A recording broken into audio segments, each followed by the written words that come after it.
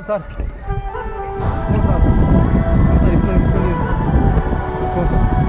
ಇದೇ ಅಕ್ಕಿ ನೋಡಿ ಸರ್ ಬಿಟ್ಟಿದ್ದು. ಆಯ್ತು ಸರ್, ಓಕೆ ಸರ್. ಶಿಲ್ದಿಗ ಸೀರೆ ನಡೆದೇ ನೋಡಿ.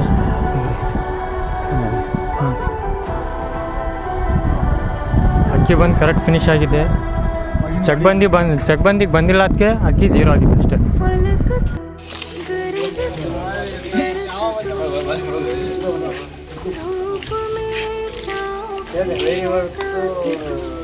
ಚನ್ನಗಿರಿ ತಾಲೂಕಲ್ಲಿ 10 ಗಂಟೆ ಮೇಲೆ ಅಕ್ಕಿ ಬಿಟ್ಟಿದ್ದಾರೆ.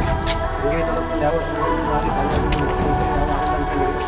ಜೈಲು ಬಿಟ್ಟಿದ್ದಾರೆ 10 ಗಂಟೆ ಮೇಲೆ. ಇವತ್ತು ಅಕ್ಕಿ ದೂರ ಆಡ್ತೈತೆ. ಇನ್ನು ಅಕ್ಕಿಯನ್ನು ಗೊತ್ತಿಲ್ಲ, ಇನ್ನು ಅಕ್ಕಿ ದೂರ ಆಡ್ತೈತೆ, ಬರ್ಬೋದು. ಆದರೆ ಏನು ನಾವು ಟೂರ್ನಮೆಂಟ್ ಪ್ರಕಾರ 1 ಗಂಟೆ ಒಳಗೆ ಅಕ್ಕಿ ಬಂದಿಲ್ಲ, 0 ಆಗೈತೆ.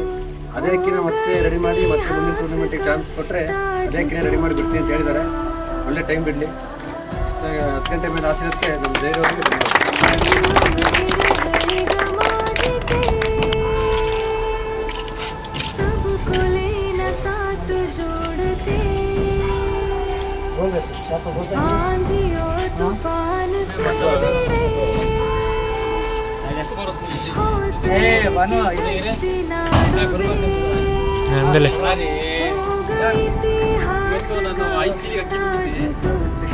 ನಮ್ಮ ಗುರು ರಫಿ ಬಂದಿದ್ರು. ಅಕ್ಕಿ ಚೆನ್ನಾಗಿ ಆಡಿ, ಭಾಳ ಚೆನ್ನಾಗಿ ಆಡ್ತು, ಭಾಳ ಖುಷಿ ಆಯಿತು. ಅಕ್ಕಿ ಇನ್ನು ಆಡ್ತಾ ಇದೆ, ಅಕ್ಕಿ ಮನೆ ಬಿಟ್ಟು ಆಡ್ತಾ ಇದೆ, ದೂರ ಆಡ್ತಾ ಇದೆ. ನಮಗೇನು ಅಕ್ಕಿ ಆಡ್ತಾ ಇದೆ, ದೂರ ಆಡ್ತಾ ಇದೆ. ಬೆಳಿಗ್ಗಿಂದ ನಮ್ಮ ರಫಿ ಐತಲ್ಲ, ತುಂಬ ಚೆನ್ನಾಗಿ ಮಾಡಿದ್ದಾರೆ, ತುಂಬ ಚೆನ್ನಾಗಿ ಅಕ್ಕಿ ತುಂಬ ಚೆನ್ನಾಗಿ ಆಡಿದ್ದಾರೆ. ಅಕ್ಕಿ ಬಾಜಿನೂ ಮಾಡಿದೆ, ಸಂತಿ ಬಾಜಿ ಮಾಡಿದೆ. ನಾನು ನೋಡಿಲ್ಲ ಅಂದ್ರು ರಫ್ಲಿ ತೋರಿಸ್ಬೇಕು, ನಮ್ಮ ಕರ್ತವ್ಯ ಇರುತ್ತೆ, ಅದಕ್ಕೋಸ್ಕರ ಸುಮ್ಮನೆ ಇದ್ವಿ ನಾವು.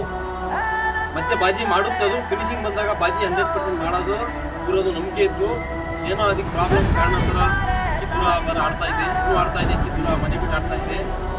ಈ ಅಕ್ಕಿ ಇತ್ತಲ್ಲ, ಒಂದ್ಸರಿ ಅಲ್ಲ, ನೆಕ್ಸ್ಟ್ ಟೈಮು ಅಕ್ಕಿ ನಮಗೆ ಬಂದರೆ ನಾನು ಮತ್ತೆ ನೆಕ್ಸ್ಟ್ ನಾನು ಅಕ್ಕಿ ಬಿಟ್ಟು ತೋರಿಸ್ತೀನಿ. ಪ್ರೀತಿಯಿಂದ ಎಲ್ಲ ಶೋದಲ್ಲಿ ಕರೆಸಿ ನಾನು ಅಕ್ಕಿ ಬಿಡ್ತೀನಿ, ಪ್ರೀತಿ ನಿಲ್ಲಿಸ್ತೀನಿ.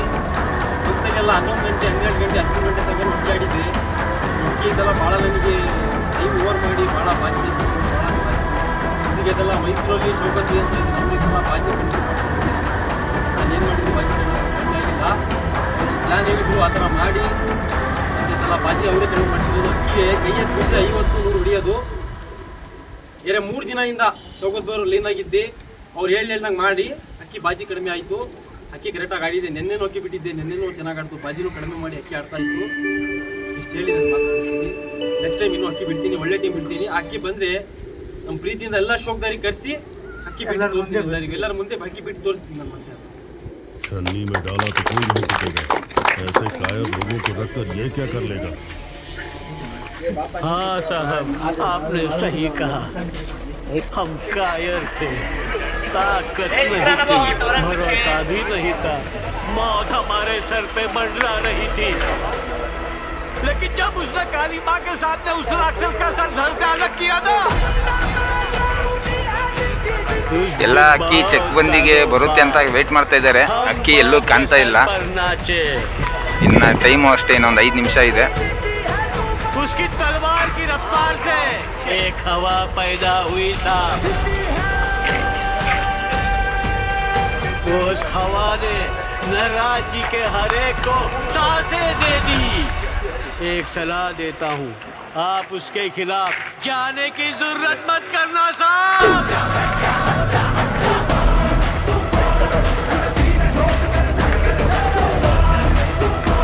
ಇವರೇ ಜೈರವರು ಅಕ್ಕಿ ಬಿಟ್ಟಿರೋದು NK ರೆಗ್ಯುಲರ್ ದೌಡಿ ನಲ್ಲೂರಿಂದ.